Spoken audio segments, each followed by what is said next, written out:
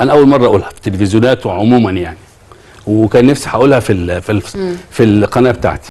وانت دخلة السيمه بتاعتك دي يعني من غير مؤاخذه يعني لا انا شايف فيها صنعه ولا هوبت من الاصول. دي دخلة انك لميت وانهم لميتون.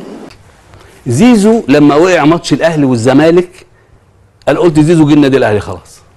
زيزو لما وقع واتغير مش كده؟ انا قلت زيزو جه النادي الاهلي.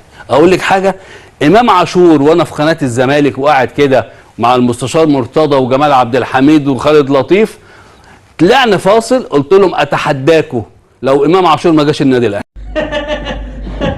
والله العظيم يا جدع، الجدع ده بيسمع حاجات غريبه وعمال.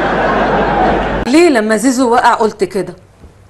السنس بتاع اللعيب. يا سلام طبعا السنس. يا سلام، لان دي مش اصابه. ايه بس دي مش اصابه. صباح الخير. يعني هو بيتلكك. لا الراجل مضى في النادي الاهلي، مش عايز يلعب قدام الاهلي، عايز يكسب النادي الاهلي او يلعب مش عايز يلعب قدام الاهلي. لا طبعا، لا طبعا.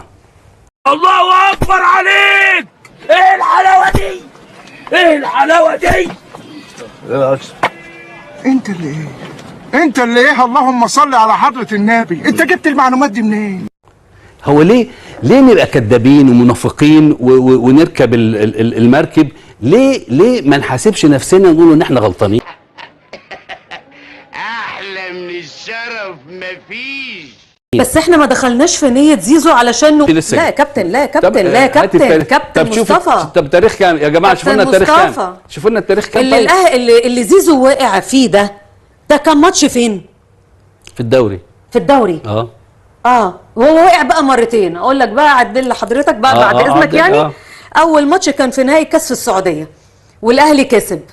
تاني ماتش كان في الدوري زي ما انت بتاع 2-0 تاني ماتش انا كنت هناك.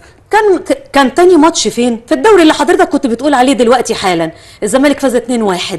ده بعد ماتش السعوديه؟ وفعلا زيزو بعد ماتش السعوديه؟ الماتش اللي في الدوري ده الماتش السنه دي. السنه دي؟